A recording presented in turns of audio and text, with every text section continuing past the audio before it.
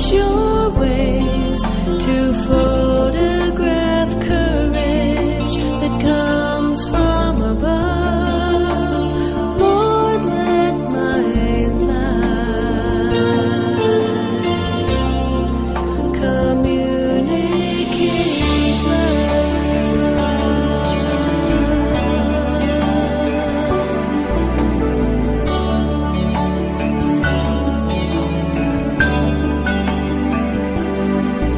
The gift of creation comes from your throne, divine inspiration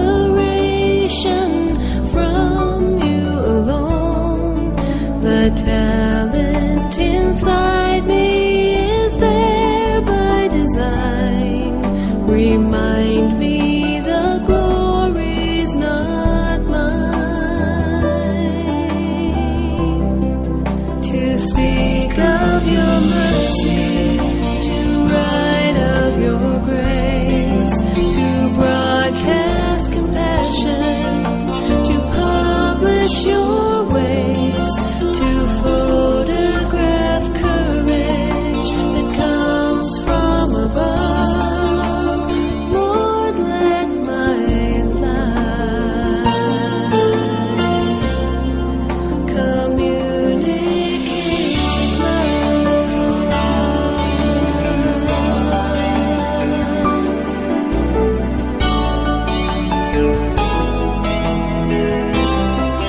to speak of your mercy, to write of your grace, to broadcast compassion, to publish your ways, to photograph courage that comes from above.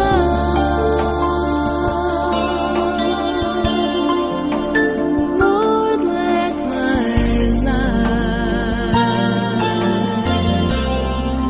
communicate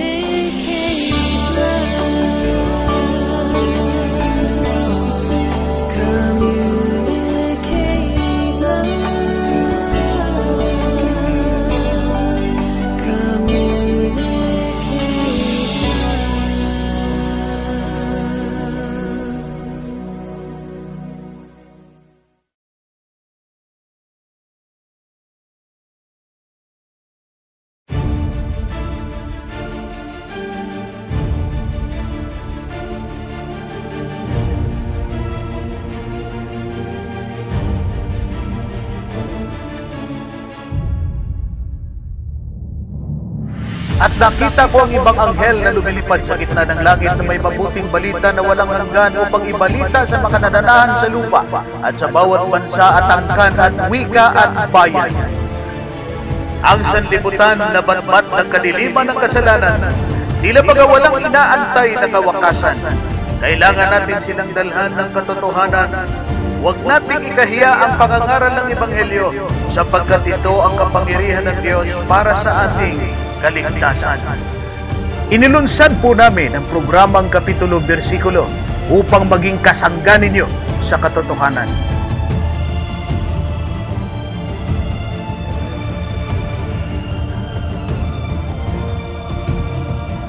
Kapag tumipid siya, may dating, may manata. Ang unang tanong ko ay... Ang tanong ko po ay... Ang akong pangutanang... The challenge is, willing ba kayo natanggalin sa religion ninyo si Ellen G. White and stand by the Bible alone? Kung gusto mo na magandang sagot, abay magtanong ka na magandang tanong. Sigaw ka pa lang sigaw. Ano magtatalain mo kami sa sigaw?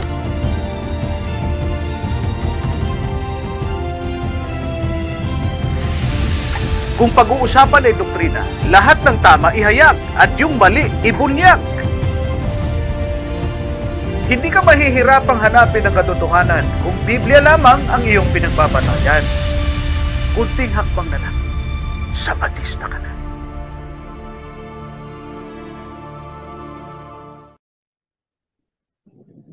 Happy Sabat po mga kapatid. Kamusta na po ang ating pong buhay at ang ating pong pananampalataya? Masaya po kami na muli tayo po ay magkikita through online sa pamamagitan po ng pag-aaral ng salita ng ating Panginoon. At pasalamatan po natin ang ating Panginoon sa lahat ng mabuting bagay na ating pong natamo mula sa Kanya. At sa pagkakataong ito na magkakaroon po na naman tayo ng pribilehiyo na mag-aaral ang salita. At ito po ay sa pamamagitan ng pagre-repaso ng leksyon. Kaya nga po, kasama po natin ngayon si Brother Gibson Castigador, na kung saan ay partner po natin sa pagre-repaso ng leksyon. Maaari po ba na bigyan po natin siya ng pagkakataon na bumati? Brother Gibson, pwede po kayong bumati? Pastor, binabati ko ang ating mga taga-subaybay sa kapitulo bersikulo. Pisabat po sa inyo. Aking dalangin ay naway na sa mabuti po kayong kalagayan. Ganoon din sa aking mga kapatiran, din sa mga Church at sa South Taguig District. Yan. Maraming salamat po, Brother Gibson, sa inyo pong panahon ay binibigay. Bagamat kayo po ay busy, Brother Gibson ay nagtuturo. At the same time, siya po ay head elder dito po sa Bagong Bayan, ay meron po siyang panahon para sa paglilingkod sa pamamagitan ng ganitong klase ng ministry, ang online ministry. Ngayon po ay napakaganda po ng ating pong lesson. Ngunit bago yan, binabati ko po ang aking pong mga kaibigan. Saan man po kayong sulok ng sanlibutan ay nawa kayo po ay nakararanas ng mga pagpapala ng ating pong Panginoon. At sa akin pong may bahay, Sister Loren Aventurado at ang aking pong pamilya, na patuloy po silang sumusuporta saan man po ako naroon at anuman pong klaseng ministry ang aking pong kinapapalooban. Kaya nga po sa pagkakataong ito ay pinasasalamatan ko ang aking pong pamilya at ang Panginoon sa nagbigay sa akin ng masaya at magandang pamilya. At din po ang aking pong mga kaibigan, patuloy po akong sinachat, pinakamusta. At ang aming pong samahan dyan po sa Northern Luzon Adventist College ay meron niya ako na-receive, Brother Gibson, sa aking wall na bagamat kami ay iba-iba kasi lahat kami nag-aaral ng pagpapastor, iba-iba, magkakalayo na kami. Ngunit ang aming samahan ay talagang matibay pa rin. Kaya pinapanukala namin na kami ay magkaroon ng mini-reunion. Magkikita-kita kaming muli. Kaya nga po, saan po tayo naroon, anong klase ng ating paglilingkod, ay pasalamatan po natin ang ating pong Panginoon. Sa ating po mga top fan, mga sponsors, mga kaibigan na patuloy po at walang sawang sumusuporta sa atin, maraming salamat po sa inyo. Maaari po na ninyo itong i-share, sa ganun po ay marami po ang siyang makinabang. Ngunit bago po tayo tuluyang magpatuloy sa ating pong pag-aaral, ay ating pong imbitahan at yayain si Brother Gibson sa pangunguna sa atin sa opening prayer. Sige po, Pastor, tayo po ay manalangin. Dakila at mapagpala namin Diyos na makapera sa lahat, Panginoon. Hindi kami nagagalak at tutuwa, Panginoon, sa pagkakataong muli ninyo pinagkaloob sa amin na kami makakalakan ng Diyos. Nilalapit namin, Panginoon, namin mga sarili na kami po, Diyos, ay linisin sa anumang aming kulang at sala sa inyo.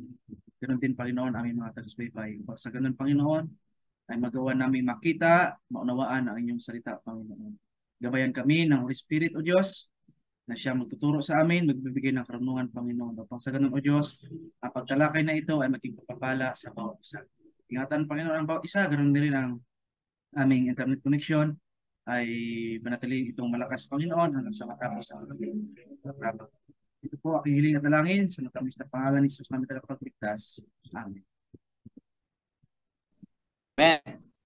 Well, without further ado, ang ating pong lesson ay pinamagatang ang panawagan ng Diyos sa pagmimisyon. In English po, God's Call to Mission. At ang ating susing talata ay masusumpungan po sa Acts 1 verse 8 na ang salita po ay ganito, ngunit tatanggap kayo ng kapangyarihan pagbaba sa inyo ng Espiritu Santo at kayo'y maging mga saksi ko sa Jerusalem, sa buong Judea at Samaria at hanggang sa kaduluduluhang bahagi ng lupa. Well, dilingid po sa ating kaisipan ng ating pong pinag-aaralan ngayon ay may patungkol po ito sa misyon na kung saan ay kinilala natin sa mga nakaraan ang Diyos na nagbigay sa atin ng misyon upang maunawaan natin ang misyon na kung saan ay nakatang sa bawat isa sa atin. At kapag naunawaan natin ito, tayo po ay mag-i-initiate na makisangkot po sa misyon ng Diyos para sa atin. Ngunit, Ang pinaka-tema ng ating pong pag-aaralan sa buong sanlinggo na to ay yung tinatawag po nating comfort zone. Alam niyo po ang ibig sabihin ng comfort zone? A zone. Ayan. Ang definition po nito ay a place or situation where we feel safe or at ease and without stress. Ibig sabihin kapag kapanatag ka na at ayaw mo nang umalis sa iyong kinatatayuan ay yan daw yung comfort zone. Kaya sabi po ni Daval Godier, isa pong nagbigay po ng quotation na ganito po ang pagkaka-statement. The only thing that is stopping you from where you are to where you want to go is your comfort zone. Kaya nga po sa pagkakataong ito, mga kapatid, mga kaibigan, ang comfort zone po ang pumipigil sa atin upang tayo po ay lumago. Sang-ayon po yan kay Daval Gaudier. Pero, alam niyo po ba na tayo rin pala ay pinalalabas ng ating Panginoon sa ating comfort zone? At iyan po yung ating pong pag-aaralan ngayon. Tatalakayin natin ang mga kwento sa likod nito kung paano sila pinaalis sa kanilang comfort zone, katulad ni Abraham. At siya po ay dinala sa isang lugar na kung saan ay hindi niya pa nga alam kung ano yung mangyayari sa kanya. At gagamitin siya ng ating Panginoon sa isang napakahalagang misyon. Kaya nga sa ating pag-aaral ngayon, napakaganda ating pong pag-aaralan kung paano tayo tatawagin ang ating Panginoon mula sa ating mga comfort zone patungo sa misyon na gustong ipagawa sa atin ng ating Panginoon. Kaya nga, unang katanungan natin kay Brother Gibson, ano ba ang mga hadlang sa misyon ng Panginoon sa atin? Na ito ay konektado sa ating lesson ngayon. Ayan, Pastor. Yung lesson natin ay maganda, Pastor, no? Simula nung sa simula ay nakita natin kung paano ang misyon ng Panginoon ay gumagawa buhat sa ating Panginoong Diyos mismo, ganoon na rin sa kanyang mga lingkod. Ngayon, Pastor, nahadlangan ang ating misyon. Depende na rin, Pastor, no, sa kung paano natin ito isinasagawa. Kaya nga yung lesson natin, Pastor, binabalik tayo doon sa istorya ng Tore ng Babel, Pastor. Kasi kung ating matatandaan, diretsuhin ko na, Pastor, no, para hindi na ako humaba kasi ang ating oras ay limited. Sa Genesis chapter 1, lalo na sa verse 28, may utos doon ng Panginoon sa ating unang mga magulang na magpalaanakin at kalatan ng isang lipunan. Pero dito, Pastor, gusto kong basahin sa Genesis chapter 11 verse 4, ang sabi dito, at nagsipagsabi, halikayo, magtayo ng isang bayan natin at ng isang muog na ang taluktok niyaon ay aabot hanggang sa langit at magtaglay tayo ng isang ngalan. Baka tayo'y mangalat sa ibabaw ng buong lupa. After ito ng baha, Pastor, no, na kung saan ay nanguna sa kanila, no? Kung di ako nagkakamali ay si Nimrod na nagtayo sila ng isang tore o tower. Dito nga sinabing tore ng Babel, Pastor, na ang kanilang pinaka-purpose nito ay doon sila magsama-sama, gagawa sila ng kanilang pangalan, ang sabi nga dito, at sila ay natakot daw baka sila ay mangalat sa buong kalupaan. Dito pa lang, Pastor, ay parang na-stop na yung utos ng Panginoon sa ating unang mga magulang na kalatan ang buong kalupaan. Na gusto ng Panginoon na makalatan ito ng sangkatauhan, Pastor, na kung saan sangkatauhan na pinapakita ang karakter ng ating Diyos. So ngayon, Pastor, bakit ito ay posibleng hadlang kung ganito ang thinking natin bilang mga kapatiran, bilang mga lingkod o alagad ng Panginoon? Namamatay po ang gawain o nahadlangan ang gawain kung ganito ang ating thinking na kumbaga ay hindi tayo umaalis sa ating matatawag nating comfort zone na dito na tayo sa isang lugar, dito na tayo manatili. Kumbaga, minsan sa program ng AY, Pastor, example na lang, na hindi na nababawasan na yung paglabas para mangaral. Parang nagkukumpulan na lang tayo sa iglesia. Kaya parang ganito ang naging senaryo, Pastor, no, na sa kanilang panahon, no, kung saan nirelate ng ating lesson na maaari itong makahadlang sa pagpapakalat ng magandang pabalita ng ating Panginoon. Kasi nga parang doon na tayo nag-stay sa comfort zone, parang tayo ay natakot na lumabas at ipangaral ang kabutihan ng Panginoon. So sa kanyang thinking, Pastor, ng iglesia o ng individual, pag ganyan po ang ating thinking, ay talagang tunay na mahadlangan yung pagkalat ng pabalita ng ating Panginoon, which is yung kanyang pag-ibig, yung pagkamatay ng ating Panginoong Hesus, na kung saan ay dapat malaman ito ng lahat. Tama po yun, Brother Jameson, ano? At talagang realistic yung pagkakasabi nyo na minsan talaga gano'n na nangyayari sa isang simbahan na kung saan ay kumbaga wala ng misyon. Yan, simbahan na walang misyon na kumbaga sila ay nasanay na lamang na sumisimba, nag-e-EY, na hindi man lang naranasan na sila ay mag-outreach o abutin yung kanilang community.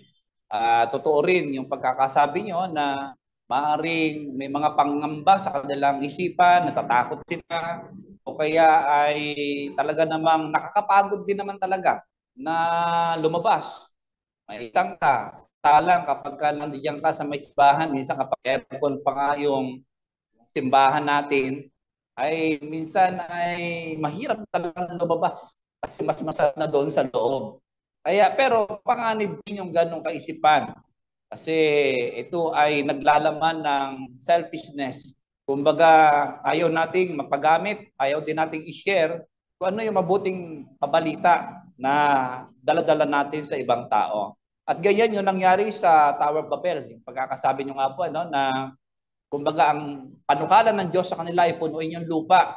Pero sila ay hindi nagtiwala sa ating Panginoon. Bagkus, sinuway pa nila ang kalooban ng Panginoon at nagtayo pa sila ng tore. Ito ay katumbas ng paghahambog o pagmamayabang na kung saan hindi nila pinaniwalaan yung Panginoon yung pangako na hindi niya na muling wawasakin ng sanlibutan sa pamamagitan ng baha at yung rainbow ang pinaka-covenant niya diyan.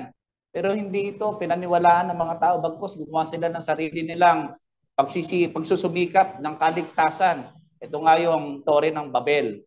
At kung mapapansin natin dito, kapag binasa pa natin yung talata, dito sa Genesis 11:1-4, ay nais nilang makamit yung katanyagan. Ang sabi nga dito ay they want to make a great names for themselves, di ba? At hindi yan nalalayo sa panahon natin ngayon kasi marami mga tao ngayon na gusto nilang maging tanyag din yung kanilang mga pangalan. Pwedeng makita yan sa pamamagitan ng mga politika, sa mga business, at kahit sa relihiyon.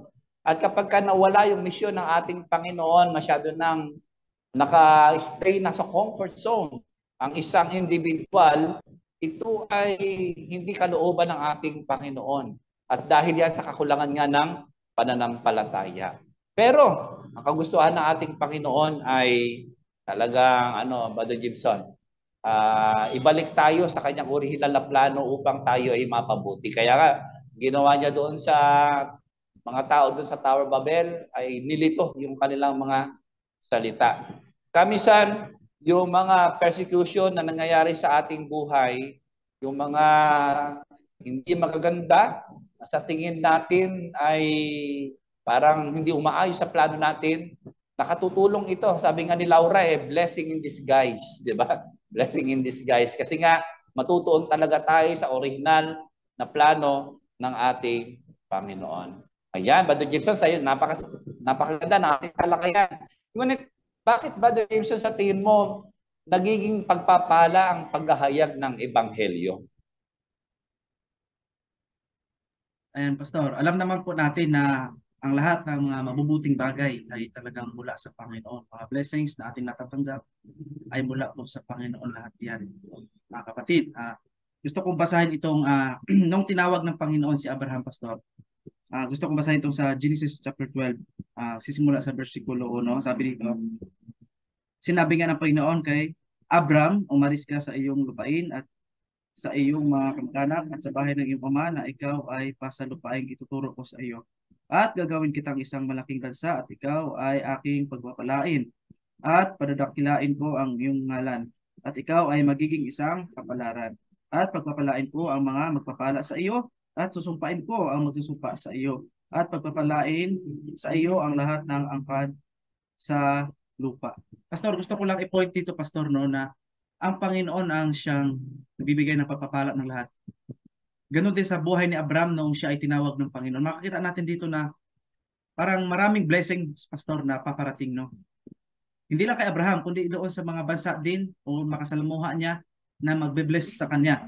So, ibig sabihin, Pastor, pagpapala ang ebanghelyo na kung saan pag ito ay ating naibahagi, makita naman natin na yung iba, maraming karanasan, Pastor, no, na masalimuot ang kanilang buhay nung una, pero nung nakilala nila ang ating Panginoong Hesus, ang ebanghelyo, ang good news, na naranasan nila ang kalayaan, no? Kalayaan mula sa kasalanan, kalayaan mula sa mundo. Nakamtan yung blessings, yung pagpapala na kapayapaan na mula sa Panginoon na kanya pinangako. Na kung pamilyar tayo sa verse na kung sino man, di ba, nabibigit ng lubha, lumapit tayo sa Panginoon, bibigyan tayo ng kapayapaan. Pagpapala ito, Pastor, lalo na sa isang tahanan na tumanggap, lalo na sa isang lugar na tumanggap ng ebanghelyo ng Panginoon. At ganoon din sa atin, Pastor, sa mismong mangangaral, isang pagpapala, Pastor, na kung una-una maranasan mo, tunay na naranasan natin yung buhay, yung tunay na paglilingkod sa Panginoon. Ay talagang tayo masaya kahit marami tayong pinagdadaanan. Masaya tayo kasi nakikita natin doon yung blessings ng Panginoon. Ito nga ay pangako ng Panginoon eh. Kaya kanina, inuna kong sinabi na lahat ng pagpapala magagandang bagay mula sa Panginoon. Kaya Pastor, gusto ko na i-relate ito sa bago ko ibigay sa iyo, Pastor, yung sa buhay nga ni Abraham na kung saan ay makita natin na andun yung Panginoon, ang Panginoon ang nagbigay ng pangako. Same yan sa ating panahon ngayon na ang ebanghelyo ng ating Panginoong Hesus ay mula sa Panginoon at ang kaligtasan ay kanilang akda na kung saan pag ito ay ating isinare, tunay na mayroong pagpapala tayong matatanggap, lalo na kung ating siyang tanggapin sa ating buhay, sa ating tahanan, o maging sa ating lugar. Tunay po yan na pangako ng Panginoon na magkakaroon tayo ng kapayapaan. Lalo't higit yung mga pagpapala. Sabi nga sa verse, seek ye first the kingdom of God and all His righteousness. No? At ang pagpapala ay idadagdag pa sa atin ng Panginoon. Basta. Amen, amen. Totoo po yun na yung ating daladala ay pagpapala sa atin at pagpapala rin po sa iba. Ayan, katulad nga po nung sinabi nyo ng karanasan ni Abraham, na bagamat siya ay tinawag ng ating Panginoon, bagamat hindi niya alam talaga 100% kung ano nga ba yung landas na kanyang tatahakin, ang tanging daladala niya lamang ay pananampalataya sa tinig ng tumawag sa kanya, walang iba kundi ang ating Panginoon. Yun lang. Halos hindi niya alam kung ano nga ba yung kanyang tatahakin. Pero ando doon yung pagpapala, pinagpala siya ng ating Panginoon, naging ama siya na di ba, Father of all nations ng lahat ng mga bansa. Ayan, at sa kanya nagmula yung lahi na kung saan ay yung magliligtas sa sanlibutan, ang Mesyas, sa kanya magmumula. Kaya nga totoo yung pagkakasabi din ni Apostol Pablo kay Timoteo na sabi niya dito sa unang Timoteo 4:16, ingatan mo ang iyong sarili at ang iyong pagtuturo, manatili ka sa mga bagay na ito, sapagkat sa paggawa nito ay maliligtas mo ang iyong sarili at ang nakikinig sa iyo. So dalawa ang magiging possible na mangyari. Mailigtas mo ang iyong sarili at makapagligtas ka rin ng iyong sa mga inaabot mo. So ganon, kasi yung pagpapala na ikaw ay sumama sa gawain ng ating Panginoon, ito'y naglalapit sa ating Panginoon. Yung di naman lahat ng tao, Brother Jimson, ay 100% na banal na. Kumbaga may mga pinagdadaanan pa rin naman yan. Ayan, banal ang tumawag sa atin. At nilalayon natin na maging katulad ng ating Panginoon at tinuturing na tayong banal ng ating Panginoon. Ngunit, ang ilan sa atin ay meron pa rin talagang pinagtatagumpayan at pinaglalabanan. Along the way, sa ating paggawa sa ministry ng ating Panginoon, ito ay natutulungan tayo na yung ating likas ay mabago at maging kalikas natin ang ating Panginoon. Yun yung mga pagpapala kasi tayo ay nagkakaroon ng malapit na relasyon sa ating Panginoon. Katulad at yung protection ng ating Panginoon, Brother Gibson, nandoon. Imagine mo si si Abraham, di ba? Ay nagkaroon ito ng malaking pagkakasala. Yung ipinagkaila niya na asawa niya si Sarah, na sa tingin niya ay dahil sa takot, sa tingin niya ay maliligtas niya ang kanyang sarili, pero isang mapanganib na desisyon ito. Pero naroon ang pakikialam ng Diyos. Nagmamalasakit ang Diyos kay Abraham. Bagamat si Abraham ay nagkakamali sa kanyang mga desisyon, ngunit itinutuwid at siya ay inilalagay ng ating Panginoon sa tamang direksyon. Ganon, yung proteksyon ng ating Panginoon nasa sa iyo kapag ikaw ay nagpapagamit sa gawain ng ating Panginoon. Kaya napakaganda, at the same time, yung misyon na madala ang mga kaluluwa sa harapan ng ating Panginoon ay ito po ay natutugunan. Brother Gibson, paano natin matutupad ang misyon na ipinapagawa sa atin ng ating Panginoon? Ay, Pastor, no? Lahat sa atin ay talagang tinatawag ng Panginoon na lumapit sa Kanya, Pastor. Ngayon, kung atin po itong naranasan at ito ay tunay na na-experience natin sa buhay natin, na ipakita natin sa ating karakter kung paano maging tunay at talagang lingkod ng ating Panginoong Diyos. Ang sabi ng Panginoon dito sa Gawa 1 verse 8, "Tatapat at tanggapin ninyo ang kapangyarihan pagdating sa inyo ng Espiritu Santo at kayo magiging mga saksi ko sa Jerusalem at sa buong Judea at sa Samaria at hanggang sa kauli-ulihang hangganan ng lupa." Makita natin, Pastor, di ba, nung nakaraang linggo, Pastor, ito inyo pong nabanggit na ang Jerusalem tumutukoy sa comfort zone natin, una sa pamilya o sa ating sarili muna. Then tayo ay magiging ehemplo sa ating loob ng tahanan. Susunod ay sa community. Maaring gusto natin ang community o maaring hindi. O maaring haters natin sila. Pero kailangan pa rin natin na i-share o kailangan pa rin nating mag-mission para sa kanila sapagkat yun ay utos ng Panginoon. At gusto ko rin basahin ito, Pastor, napakaganda dito sa 4 verse 20 ng Gawa. Sabi dito, sapagkat hindi mangyayaring di namin salitain ang mga bagay na aming nakikita at nangarinig. Tunay, Pastor, no, na once na na-experience mo talaga, itong katagang ito, Pastor, sa verse na ito ay tunay na masasabi natin na personally na experience nila ng mga alagad, no? Kanilang naranasan, makasama si Kristo, kanilang nakita, kanilang narinig. Ganon din sa panahon natin ngayon, Pastor. Hindi man natin physical na makita ang ating Panginoon, pero siya ay laging tumatawag sa pamagitan ng Holy Spirit. Siya po ay maaari nating ma-experience, maranasan, mapakinggan, o maging marinig pa natin. So, sabi dito, hindi natin i-share ang sabi dito. Hindi namin salitain. Kung talaga, sa pagmimisyon, mga kapatid, no, kung talagang naranasan natin na mabless tayo sa Panginoon, hayaan nating bumuka ang ating bibig para ispasiwalat ang kabutihan ng Panginoon para yung iba ay mabless din naman. Sapagkat sa ganyang pamamaraan ay parang nagmimisyon na rin tayo. Hindi lang naman, Pastor, preaching o crusade yung pagmimisyon, pagpapakalat, Pastor, no, sa magandang balita, kundi yung pagkaibigan natin, yung mga salita na mamutawi sa ating bibig sa kabutihan ng Panginoon, ay maaari natin yung maibanggit sa ating mga kapitbahay, mga kaibigan.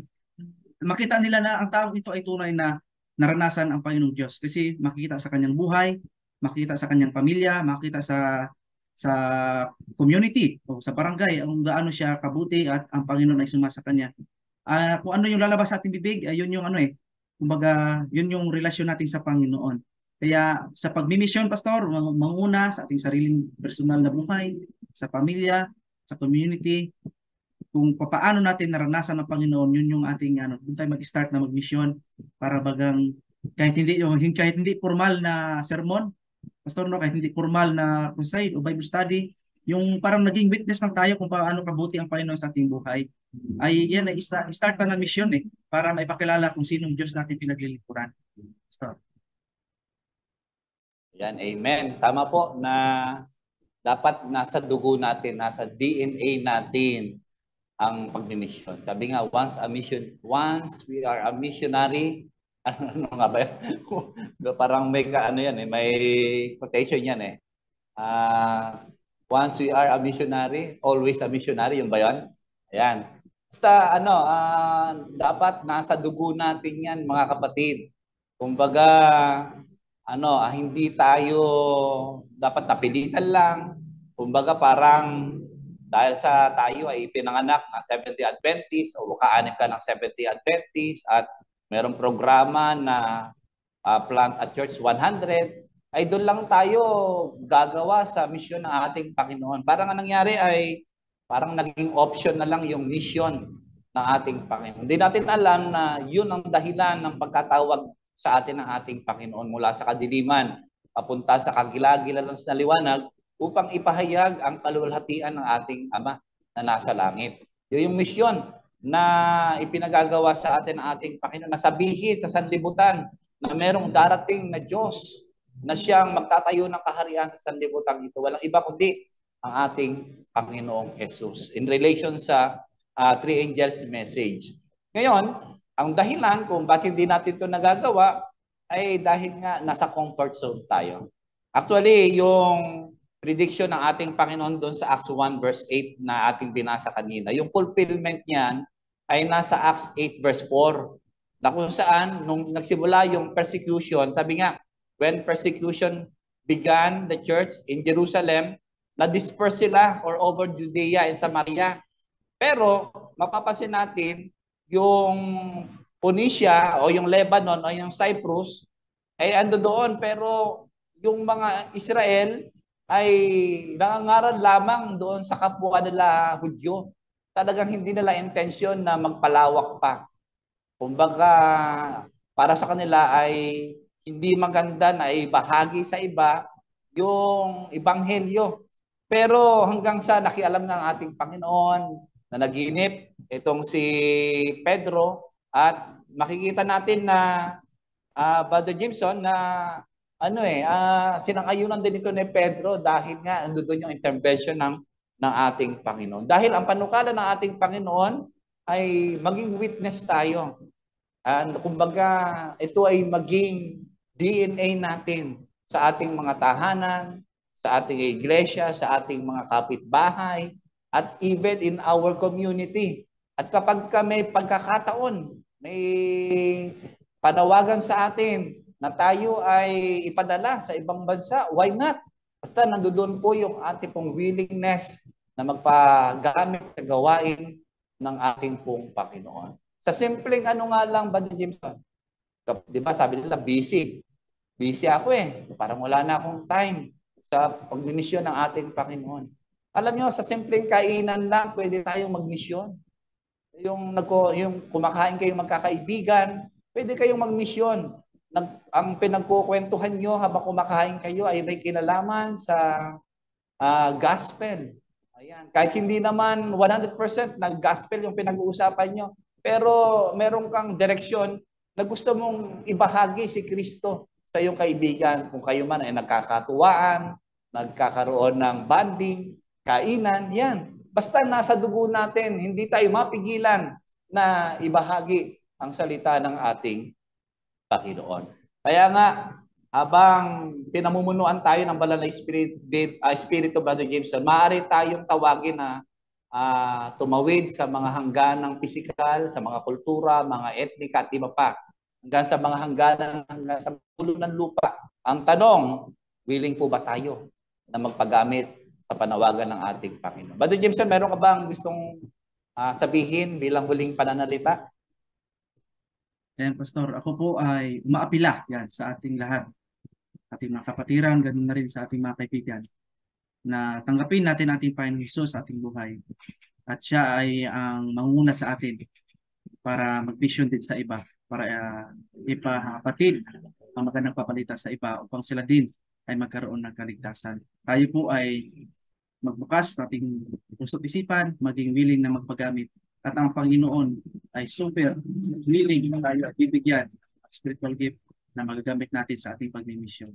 Pagpalain po tayo sa ating pag-study ng lesson at sa ating spiritual na buhay araw-araw. Amen, amen. Ako po, mga kapatid, ang akin pong dalangin, wag po tayong tapan sa sanlibutang ito. Kasi pwede natin maging comfort zone ang sanlibutang ito. Ang panawagan sa atin ng ating Panginoon ay maging saksi po tayo mula sa Jerusalem, Samaria, at even at the end of this earth, hanggang sa kaduluduluhan ng sanlibutan. Ang Panawagan sa atin ng ating Panginoon ay maging missionary po tayo. Makibahagi po tayo, anuman po ang status natin sa ating buhay, maging professional man tayo, o anuman ang ating pong status nga po at kinaaniban sa ating pong lipunan, ay tayo po mga kapatid ay inilagay ng ating Panginoon upang maging witness ng sanlibutan ito. Kayo man po ay nasa politika, nasa ordinaryong sibilisasyon, o nasa isang company kayo mga kapatid, tinawagan tayo ng ating Panginoon para sa pagmimisyon. Kaya nga po mga kapatid, harinawa, tayo po ay pinagpala ng ating Panginoon sa ating pong naging lesson ngayon. At bilang pangwakas, tayo po ay manalangin. Let's pray. Dakila po namin Diyos, marami pong salamat dahil sa inyo pong kabutihan sa bawat isa sa amin. Nararamdaman po namin ang panawagan niyo, Panginoon. Ang pagpapala na ibigay niyo po ang aming Panginoong Jesus upang sa ganoon ay maranasan po namin ang kalayaan sa kasalanan. Nararapat din naman po na ito ay amin pong ibahagi sa iba. Ang pag-asa na kung saan ay amin pong natatanaw ngayon. Maaari po ba, Panginoon, natulungan kami na ibigay ang aming pong sarili sa inyo na walang pag-aalinlangan. Natulungan kami, Panginoon, na umalis sa aming comfort zone upang sa ganoon ay handa po kaming magsakripisyo na kung saan ay makikita po ang ugali ng aming Panginoong Jesus sa bawat isa sa amin na kung paano siya nagsakripisyo sa krus ng Kalbaryo upang iligtas kami sa tiyak na kapahamakan sa kasalanan. Ay gayon din po ang aming pong maranasan, Panginoon. Maranasan po namin ang biyaya ng aming Panginoong Jesus sa pangalan po ng aming Panginoong Jesus. Amen. Okay, maraming salamat, Brother Jameson, sa iyong napakagandang paglilingkod, sa iyong mahusay na pagbabahagi ng salita ng ating Panginoon. Pag po kayong mananawa at makakasama po namin kayo sa marami pang panahon. Mga kapatid, maraming salamat po sa inyo pong patuloy na pagsubaybay.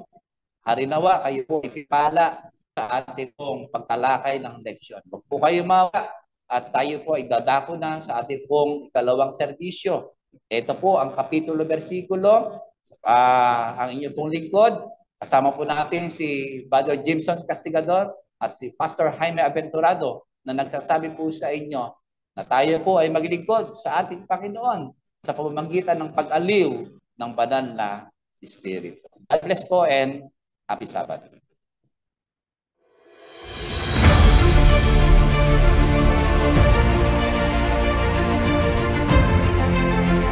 Ang tanong ko po ay ito. Ang tanong ko po, ang akong pangutanam.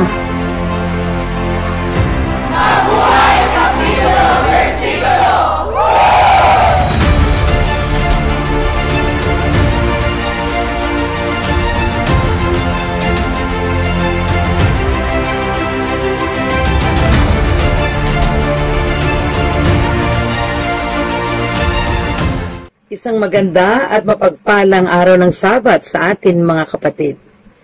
Ang lingkod ng Diyos na haharap sa atin ngayong umaga ay isang lalaking punong-puno ng karanasan. Mga karanasang nagpatibay ng kanyang pananampalataya sa kanyang manunubos. Ang mensaheng ibig ng Diyos na marinig natin sa pamamagitan ng kanyang lingkod na ito ay tiyak na makakapagpatibay din sa ating pananampalataya sa gitna ng krisis na ating dinaranas sa ngayon. Ngunit bago natin ibigay sa Kanya ang pagkakataon, hayaan niyo muna akong ipakilala siya sa inyo ng lubusan upang sa gayon ay mapagtanto natin na tunay na may isang Diyos na buhay, na tumutulong at umaalalay hindi lamang sa Kanya, bagkus sa ating lahat na nananalig at sumasamba sa Diyos na nasa langit. Mga kapatid sa pananampalataya, ang atin pong speaker ay walang iba kundi si Pastor Gideon Ada Durante. Si Pastor Gideon Ada Durante ay nakapagtapos ng Doctor of Philosophy in Biblical Studies, PhD, sa Adventist International Institute of Advanced Studies or IAS. Siya ay naging Dean ng College of Theology sa Adventist University of the Philippines or AUP. Naging Ministerial Secretary siya at Direktor ng Personal Ministry sa South Central Luzon Conference.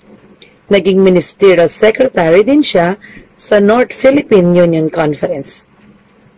Nakapag-publish siya ng 2 pamphlets. Una ay Christ-Centered Doctrinal Sermon Outlines at yung isa ay Paano Magiging Banal. Nakapagsulat din siya ng 3 aklat.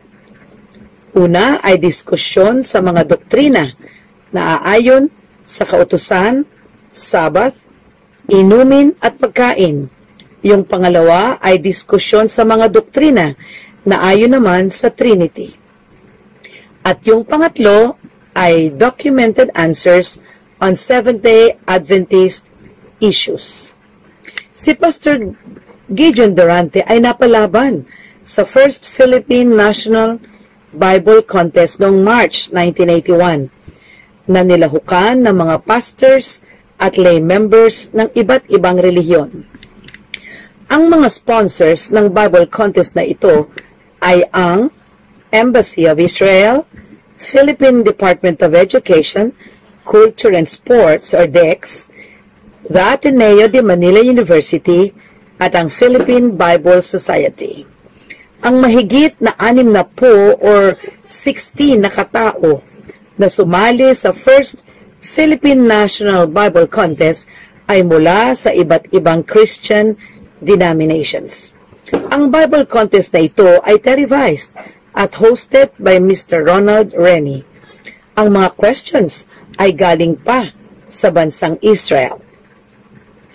Sa tulong ng ating Panginoong Diyos, si Pastor Gideon A. Durante ang nanalo sa First Philippine National Bible Contest na yon.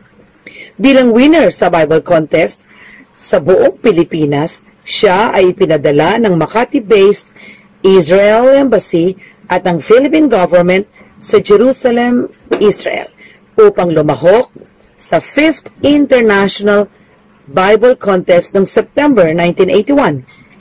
Na nilahukan naman ng 35 contestants, isa sa bawat 35 na mga bansa na kasali tulad ng USA, Europe, Inter-America, South America, Canada, Australia, Philippines, at iba pa.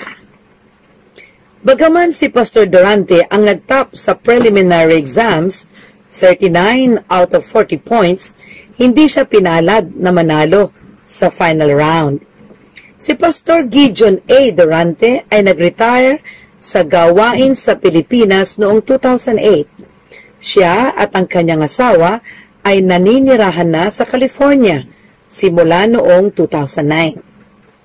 Sila ay may 4 na mga anak. Ang 2 sa kanila ay mga nurses. Isa ay nasa Hanford, California at ang isa ay nasa Rapid City, South Dakota. Ang isa naman ay Doctor of Physical Therapy na nasa Sacramento, California. At ang isang anak ay nasa AUP, nag-aaral ng nursing. Purihin natin ang ating Panginoon na nagpapala sa bawat isa sa atin. Mga kapatid, pakinggan na natin ang ating speaker, si Pastor Gideon A. Durante. Happy Sabbath pong muli sa ating lahat, mga kapatid. Isang mapagpalang araw ng Sabado sa ating lahat, mga minamahal na mga kapatid. Ang ating pong scripture reading sa tanghaling ito ay matatagpuan sa 2 Korinto, Kapitulo 13, talatang 5. Ganito po ang sinasabi: siyasatin ninyo ang inyong sarili. Kung kayo'y nanga sa pananampalataya, subukin ninyo ang inyong sarili. Hindi ba ganinyo nalalaman sa ganang inyong sarili na si Jesucristo ay nasa inyo? Maliban na nga kung kayo'y itinakwil na. Pagpalain ang salita ng Diyos na ating binasa. Tayo po ay manalangin. Amang banal na makapangyarihan sa lahat, kayo'y aming pinupuri at pinasasalamatan dahil sa araw na ito ay amin muling mapapakinggan ang inyong banal na mga salita. Nawama si Pastor Gideon Durante na siyang maglalahad at mangunguna sa pagsasahimpapawid ng programang Kapitulo Bersikulo ay inyo nawa siyang basbasan. Tulungan nawa siya, Ama, ng inyong banal na Espiritu upang kanyang mailahad ng matagumpay ang inyong banal na mga salita, simula umpisa hanggang sa matapos ang programang ito. Nawa, Ama, kaming mga nakikinig sa inyong banal na mga salita ay amin itong maisapuso at maisabuhay. Nawa, Ama, ito rin ay aming maibahagi sa aming mga kapwa na hindi pa rin namin kapananampalataya. At tulungan niyo nawa kami, Ama, na magpalakasan sa isa't isa at maging matatag sa pananampalataya sa inyo. Katulad ng aming yumaong kapatid na si Brother Jerry Sibilia. Ni minsan ay hindi namin siya nakitaan na nanghina sa pananampalataya sa inyo. Nawa, Ama, itong naiwan niyang KB Ministry ay marami pang mamulat sa katotohanan. Nawa marami pang kaluluwa ang mailigtas at madala patungo sa inyong paanan sa pamamagitan ng programang ito. At nagpapasalamat kami, Ama, sa mga biyayang ipinagkakaloob niyo sa amin sa araw-araw na aming buhay. At kami, Ama, ay humihingi sa inyo ng kapatawaran sa aming nagagawang pagkakasala, sa isip man, sa salita o sa gawa. Nawa kami ay inyong patawarin. Ang lahat ng ito, Ama, ay aking dalangin sa pangalan ni Jesus na aming Panginoon at tagapagligtas. Amen.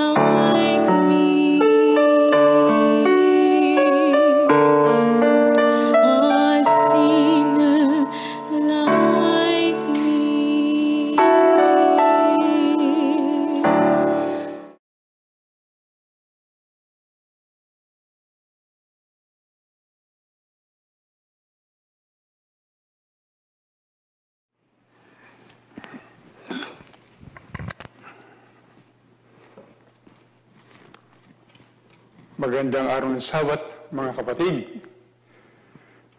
Ako ay natutuwa mapaglingkod sa inyo. Ngunit kung ibig kong sabihin ay itong presentation ito ng sermon ay mapapanood sa Australia at din sa Manila. Sa Australia ay in-invite ako ng aking kaibigan si Brother Mike Sumera at ito namang sa Manila, in-invite ako ni Luchi, na asawa ni Brother Jerry Sevilla. Ang ating pong topic ngayon ay paano magtatagumpay tayo sa kasalanan. Sa unang Juan 3:4, mapapansin natin ang kalagayan natin sang-ayon sa Biblia. Una Juan 3:4, ang sinumang gumagawa ng kasalanan ay sumasalangsang din naman sa kautusan, at ang kasalanan ay pagsalangsang sa kautusan. Ako'y naniniwala na lahat sa atin ay sumalangsang sa kautusan. Natigit sa 10 utos ng ating Panginoon Diyos. Tayo ay nagkasala. Lahat tayo nagkasala. Ngunit ano ang may dudulot ng kasalanan? Ang sabi sa Roma 6:3, ang kabayaran ng kasalanan ay kamatayan. Lahat tayo ay mayroong pagkakataong mamamatay, bagaman hindi lahat. Ngunit ang kamatayan na naranasan ni Adan at Eva at ng ating mga ninuno, ng ating mga magulang, at ng ating mga minamahal sa buhay, even sa panahon ito. Yan po ay bunga ng kasalanan. Hindi ang kabayaran ng kasalanan, bunga yan ng kasalanan. Yung kasalukuyan na mamatay mula pa kay Adan hanggang ngayon. Ngunit, ano itong kamatayan na kabayaran ng kasalanan? Ang kasalanan, ang kabayaran ng kasalanan ay kamatayan. Anong kamatayan yun? Sinasabi sa Apokalipsis 21:8, at sa mga duwag, at sa mga hindi nananampalataya, at sa mga sakamutsuklan, at sa mga mamamatay tao, at sa mga mapakiapid, at sa mga manggagaway, at sa mapagsamba sa Diyos-Diyusan, at sa lahat ng mga sinungaling, ang kanilang bahagi ay sa dagat-dagatang apoy at asupre na siyang sulfur na siyang ikalawang kamatayan. Ikalawang kamatayan. Ang kabayaran ng kasalanan natin ngayon, yan ay ikalawang kamatayan. Ang naranasan na Dan Eva na kamatayan, yung po'y bunga ng kalang kasalanan at ng kamatayan ng ating mga minamahal sa buhay, sa mga nakaraan, hanggang sa ngayon, yung po'y bunga ng ating kasalanan. Ngunit, maharap natin, kung tayo man natin makasalanan, harapin natin ang ikalawang kamatayan na siyang sa dagat-dagatang apoy na may asupre. So, paano nagbubulalas ni Apostol Pablo ang ating kalagayan ngayon at sa harapin pa? Sabi sa Roma 7:24, abang tao ako, sino mapagliligtas sa akin sa katawan nitong kamatayan? Abang tao ako. Sino mapagliligtas sa atin sa ikalawang kamatayan? Sino mapagliligtas sa atin sa dagat-dagatang apoy na may asupre? Tiyak na kamatayan, yun ang ikalawang kamatayan. Kinakailangan nating mapanagumpayan ang ating mga kasalanan na ating binubulo sa mga pagkakataon ito upang tayo maligtas sa ikalawang kamatayan sa dagat-dagatang apoy na may asupre. Paano inilalarawan ng Biblia ang ganong kalagayan natin? Sinasabi sa Roma 7:24, abang tao ako, sino ang mapagliligtas sa atin sa katawan nitong kamatayan noong yung ikalawang kamatayan? Sino ang mapagliligtas sa atin? Yan ang isang problema. Ang kinakailangan natin ay dapat nating mapanagumpayan ang lahat ng mga tukso sa pagkakasala. At kung tayo may kasalanan, dapat itong mawala sa ating buhay, sa ating isipan at sa ating damdamin. Ating talakay ng unang hakbang sa pagtatagumpay sa kasalanan. Ito ang unang hakbang. Ito ang dapat natin gawin upang tayo magtagumpay sa kasalanan. Ano ang solusyon ng Diyos Ama sa problemang kasalanan at ikalawang kamatayan? Yan ang unang hakbang na ginawa ng Diyos sa atin.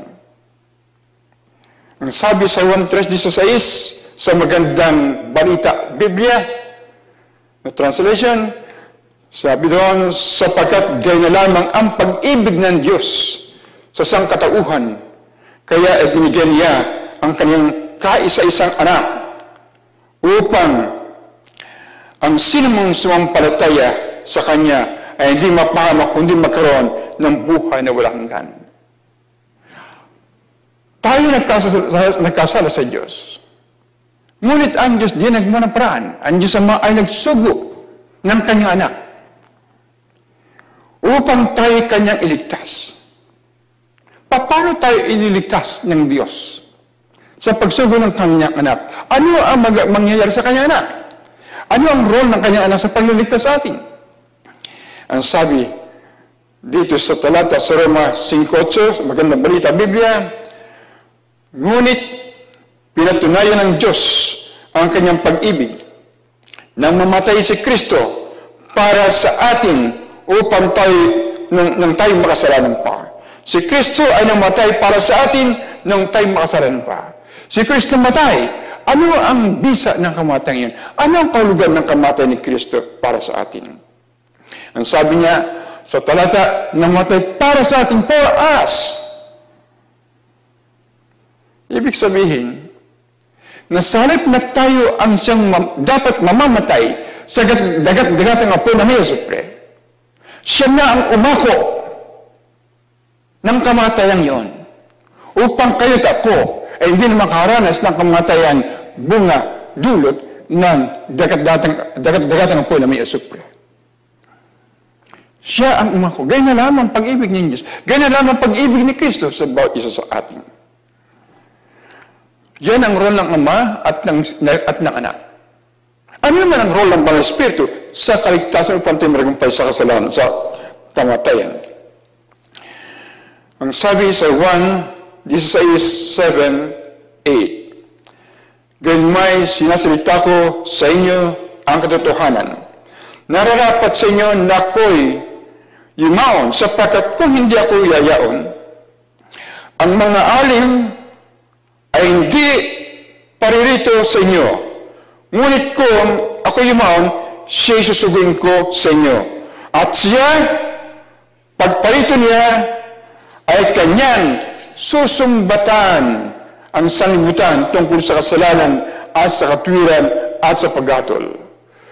Si Kristo ay pumunta sa langit, sinugo niya ang kanyang banal na Espiritu upang tayo sumbatan sa ating mga kasalanan, upang ating matanggap ang sakripisyo ni Kristo, tanggapin na siya umako ng ating kamatayan.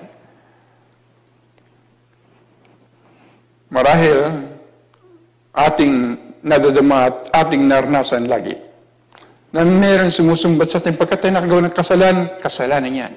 Sinusumbatan tayo. Yun ay gawa ng banal na Espiritu sa atin.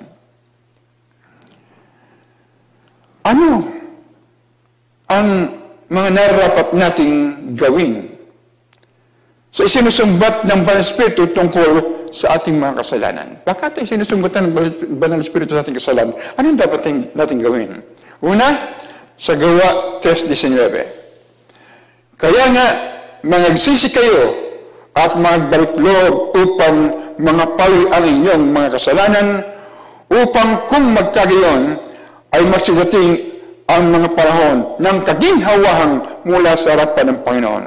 Kaya kapag tayo sinusumbatan ng Banal na Espiritu, pinadadama sa atin tayo nagkasala, tayo ay magsisi ng ating kasalanan. Magbago tayo ng ating isip, tayo magsisi. Sa 1:9, sinasabi pa rin, kung ipinahayag natin ang ating mga kasalanan, ay tapat at banal siya na tayo patatawarin sa ating mga kasalanan at tayo lilinisin sa lahat ng kalikuan. Mga kapatid, kapag isinusumbat sa atin ang ating nagawang kasalanan, tayo ay talagang nadadama natin na tayo nagkasala, alam natin tayo nagkasala, sinusumbatan tayo ng Banal na Espiritu. Ang kinakailangan natin ay magsisi at ipahayag sa Diyos ang ating kasalanan. At iginadalangin sa Panginoon Diyos tulad ni Haring David sa awit 35 verse 18 sa ikalawang bahagi. Ang sabi na David, ipatawad na po ang lahat kong kasalanan. Kaya kapag tayo sinusumbatan ng Banal na Espiritu ating kasalanan, tayo magsisi. At sa pagsising ito, ipahayag natin sa Diyos ang ating kasalanan at sabihin natin, Panginoon, ipatawad po sa akin ang lahat kong kasalanan ito. Kaya sabi dito sa Roma 3:28, kaya nga may papasin natin ng tao ay naaring ganap sa panampalataya na iwalay sa mga gawa ng kautusan. Ibig sabihin, kapag tayo nagsisi at pinahayag natin sa Diyos ang ating kasalanan at tayo humingi ng tawad sa kasalanan, dapat ay manampalataya. Ang sabi dito, ang tao ay naaring ganap sa magitan ng panampalataya. Ibig sabihin ng inaaring ganap ay pinawalang sala tayo. Kung tayo mananampalataya, na pagkatapos tayo magsisi at ating pahayag ating kasalanan, at tayo ay minantawad, manampalataya tayo, na tayo pinatawad. Marahil, naranasan natin, nasabi natin, sa laki ng kasalanan kong yun, mapapatawad pa kaya ko ng Panginoon. Yan ay naranasan ng isa na kausap ko. Kami nung kami mga estudyante pa sa PUC Baisa, doon sa likod ng Philippine Publishing House, meron doong village, Imelda Village, bagong baryo. Second year college ako, kasama ko ang isa kong kaibigan si Arman Pabilla sa pagbibigay ng Bible Studies. Pero ako nagbibigay ng Bible Studies, kasama ko siya. At pagkat may mga questions, ako rin na sumasagot. Meron kaming binibigyan ng Bible Studies doon. Isang matanda na, hindi na nga masyadong katandaan. At sabi niya, nung mabanggit ko na dapat tayo magsisi tayo patatawaran Diyos, sabi niya, Ako kayo patatawarin ng Panginoon. Ako'y nagulat. At bakit nasabi ng taong ito na ako ba'y patatawarin pa ng Panginoon? Malaki ba ang kanya naging pagkasala? Sabi ko ang tanong ko sa kanya, bakit po ninyo nasabi na parang mahirap kayong patawarin ng Diyos? Ang sabi niya, kasi nang taga-Hapon, sundalo ako ng panahon ng Hapon. Ang napatay kong Hapon yung mga 1,000. More than 1,000 ang napatay kong ng Hapon. At alam kong pagpatay kasalanan, sa dami ng aking napatay, ako kay patatawarin pa ng Panginoon. Binasa ko yung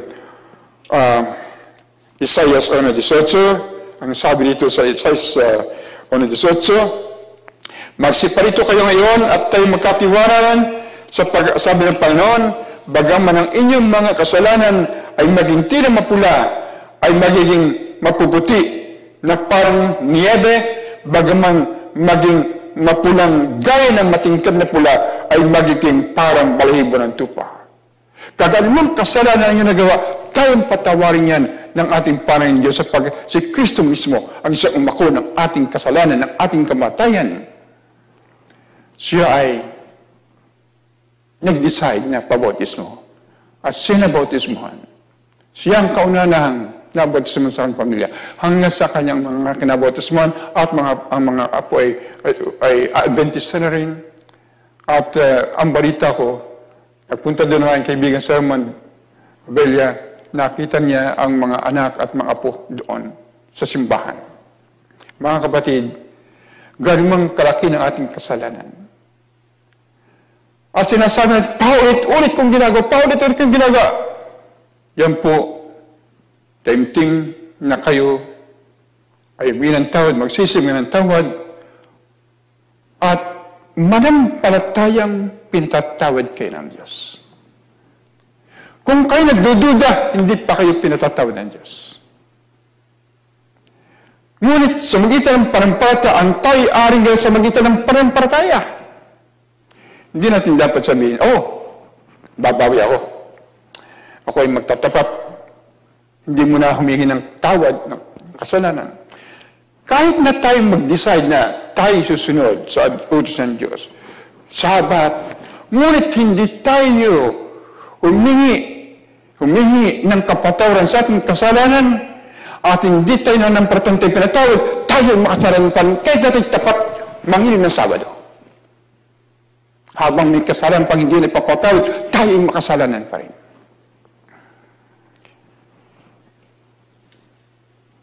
Ngayon, meron kalawang problema.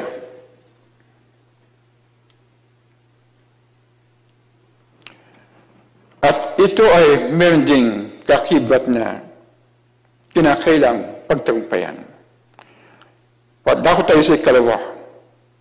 Ikalawang hakbang sa pagtatagumpay sa kasalanan. Unang hakbang sa pagtagumpay sa kasalanan ay tayo muna mapatawad sa kasalanan. Magsisi, ipahayag, at tayo minatawad, manampalatayang tayo pinatawad.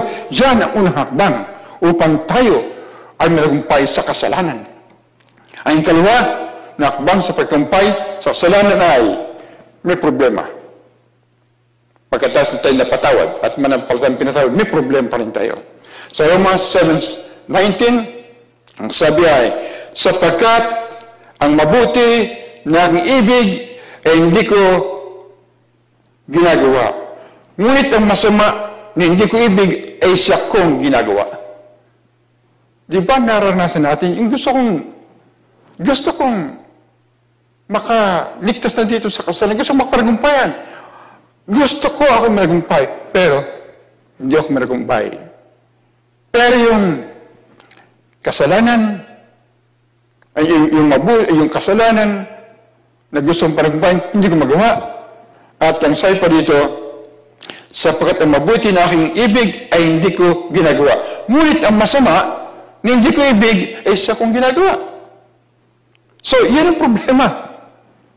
Anong gagawin natin pagka gano'n?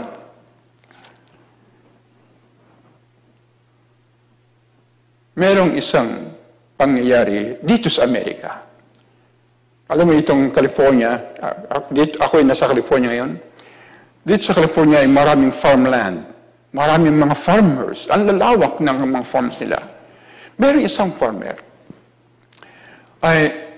Siya ay isang chain smoker.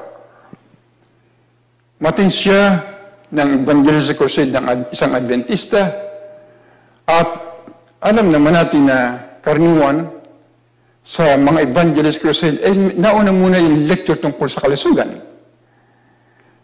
At tamang-tama, ang kanyang lecture ay tungkol sa mga bisyo. Paano panagumpayan? Ano pat ang lundo ng kanyang lecture ay sinasabi na, kung gusto niyong panagumpayan ang inyong mga bisyo, mga kasalanan, ay kung kayo ay ang inisip niyo ay yung pambisyo, inyong ibaling ang inyong pag-iisip. Mag-isip kayo ng iba. Huwag niyo isipin yun. Sapat ang kasalanan nagmumula sa pag-iisip. Ang kasalanan ay nagmumula sa pag-iisip. Kaya nga, nandiyan ka na, huli ka na sa pag-iisip niyan, bisyo. Ngunit kung gusto mong panagumpayan, ibaling, mag-isip ka na iba.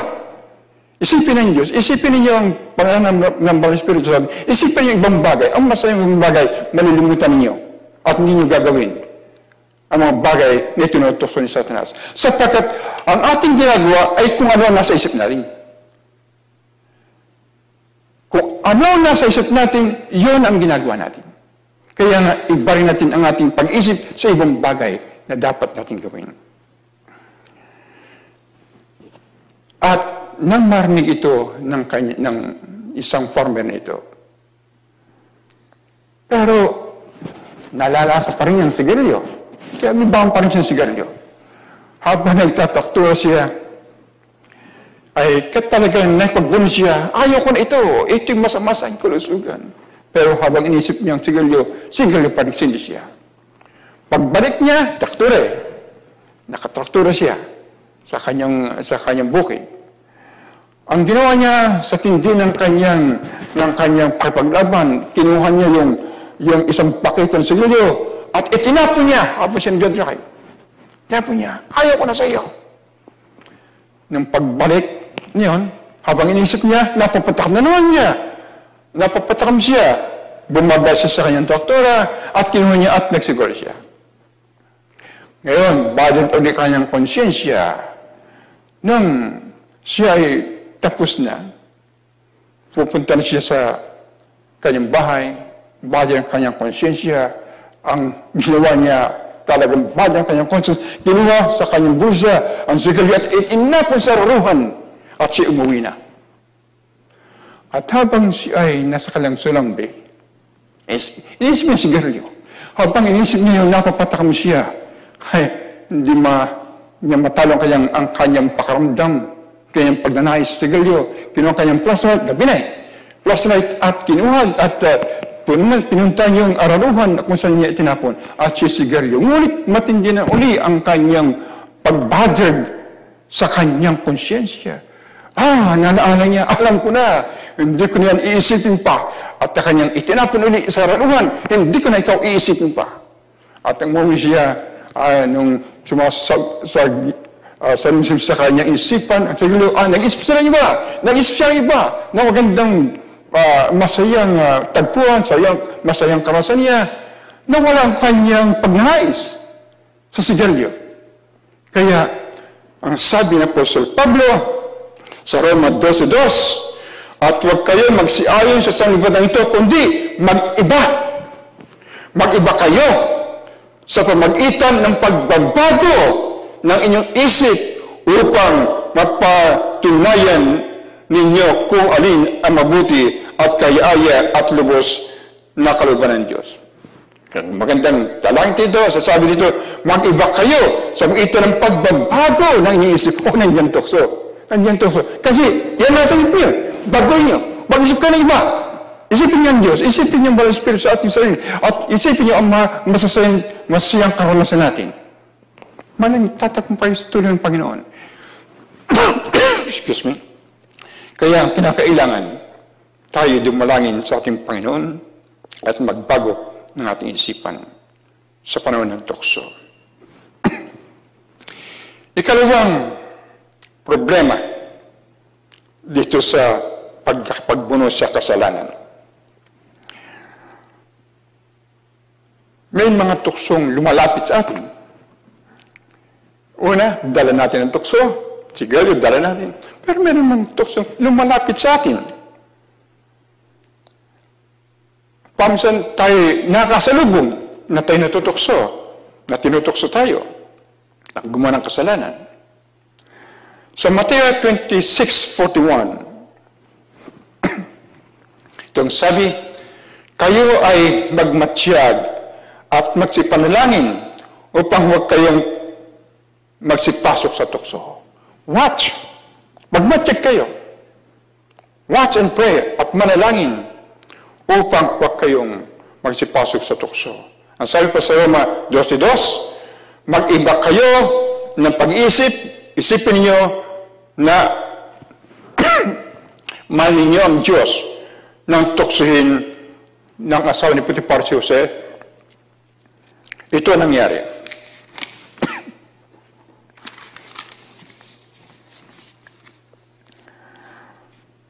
Sabi ng asawa ni Potiphar kay Jose, sa tingin mo ako, araw-araw sinasabihan,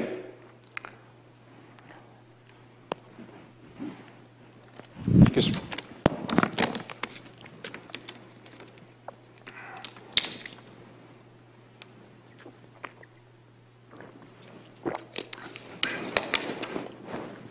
araw-araw sinasabihan siya, si Jose, at tinutok si Jose, sipingan mo ako.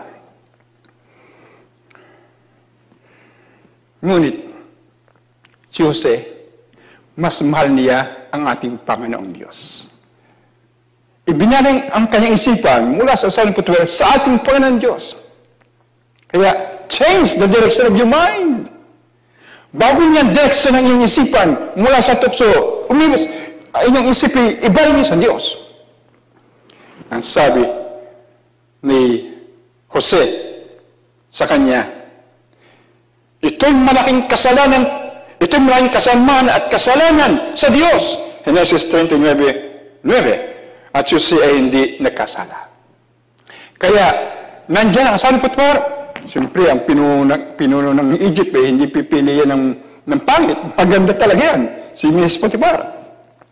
Ngunit, nang si tinutukso, ibinago ang direksyon ng isip ni Jose, ang kanyang isip sa ating Panginoon Diyos.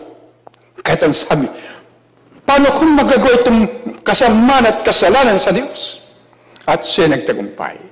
Ganon ang ating gawin sa mga lumalapit na tukso.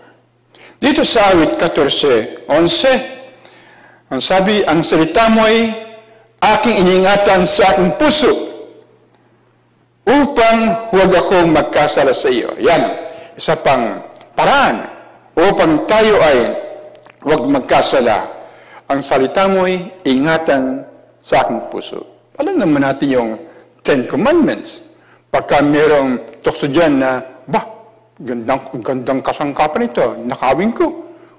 Isipin natin ang quotation sa Biblia, huwag kang magnanakaw. Kaya, ang sabi rito, ang salita mo ay aking iningatan sa aking puso. Kaya ang salita ng Diyos, ingatan natin sa ating puso upang huwag akong magkasala sa iyo. Sabi ni David, ang salita mo ay aking iningatan sa aking puso upang huwag akong magkasala sa iyo. Bagaman si David nakakasala before, pero siya ito na nagumpay sa kanyang pagkakasala. Na si Jesus Christ ay nagutom pagkatapos ng 40 araw ng pag-ayuno. Lumapit sa kanya ang dyablo upang tuksuhin si Jesus. Ang sabi ng dyablo, kung ikaw ang anak ng Diyos, kasi gutom na si Kristo gutom na ang ating Panginoon Jesus. Sa 40 araw hindi kumakain. Nag-ayuno siya. Kung ikaw ang anak ng Diyos, sabi ni Satanas, ipag-utos mo ng batong ito ay maging mga tinapay. Sumagot si Jesus, nasusulat. Kasi quotation mo sa Bible. Nasusulat, Hindi sa tinapay lamang nabubuhay ang tao, kundi sa bawat salitang lumalabas sa bibig ng Diyos. Mateo 4:3 hanggang 4. Kaya, dapat alam natin, ating itinatago sa puso, nag-imbak sa ating kaisipan at puso, ang teksto na panlaban sa tukso ni Satanas. Pang-apat, isipin na ang banal na Espiritu ay nasa inyo. Sa Roma 8:9, sinasabi, datapwat kayo wala sa laman, kundi nasa Espiritu, kung gayo'y tumitira sa inyong Espiritu ng Diyos. Datapwat kung ang may walang, ngunit kung sino mang walang Espiritu ni Kristo, ay siya hindi sa Kanya. Kinakailangan, bukod sa ang ng isipan ay mahalaga, isipin natin ang ating Panginoon Diyos, mahal natin ang Diyos. Isipin natin ang Banal Espiritu ay sumasa atin. At tayo nanalangin, bigyan tayo ng bayong kapangyarihan upang panagumpay sa mga suligi ng kasamaan. Sa Galatia 5:22-23, kapag ang Banal Espiritu ay laging sumasa atin, at kasi sumasa atin ang Banal Espiritu kapag tayo humingi ng tawad ng kasalanan at tayo naman ang palatang pinatawad ng kasalanan sa kasalanan, at kakibat sa ating pagpapatawad ang Banal Espiritu ay sumasa atin. At kapag laging sumasa atin ang Banal Espiritu, merong nangyayari sa ating likas. Ang sabi sa Galatia 5:22-23, datapwat ang bunga ng Espiritu ay pag-ibig, katuwaan, kapayapaan, pagpapalahod, kagandahan loob, kabutihan, pagtatapat, kamuan, at pagpipigil. Yan ang siya na iuhubog sa atin. Kaya yan ang mga hakbang ng pagtatagumpay sa kasalanan.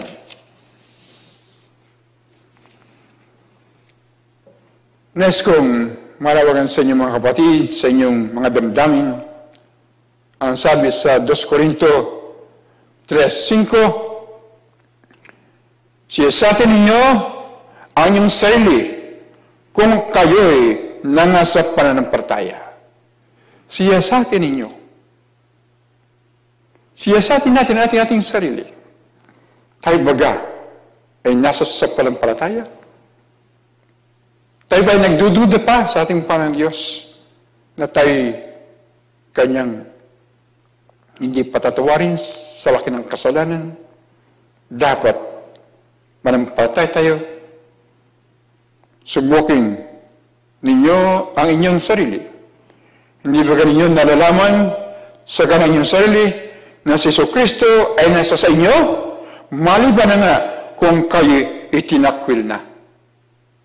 Mga kapatid, siyasatin natin ang ating sarili. Araw-araw, ako ba'y nakagawa ng kasalanan? Ihingi ng tawad. Manampalatayang tayo pinatatawad ng Diyos. Mahalaga ang role ng pananampalataya. Tayo ba ay may kasalanan na hindi pa natin napagsisisihan? Ito mga hakbang. Ito ang dapat natin gawin. Una, pagsisihan natin agad at ihayag sa Diyos ang ating nagawang kasalanan. Kalawa, ingin natin sa Diyos ang ating nagawang kasalanan at hingin natin ang kapatawaran sa ating nagawang kasalanan at manampalatayang pinatatawad na tayo ng ating mapagmahal na Diyos. Mahalaga ang role ng pananampalataya. Ikatlo, kapag mayroong muli ng tuksong marigid-aligid, lumalapit, isipin natin ang ating Panginoong Diyos upang hingin ang kapangyarihan ng Banal na Espiritu upang mapag-isip ng ibang mahalagang kaisipan at tayo magtatagumpay sa kasalanan. Ito sana ang mangyari sa atin sa pangalan ng ating Panginoong Yesus. Pagpalain nawa kayo ng ating Panginoon Diyos. Amen.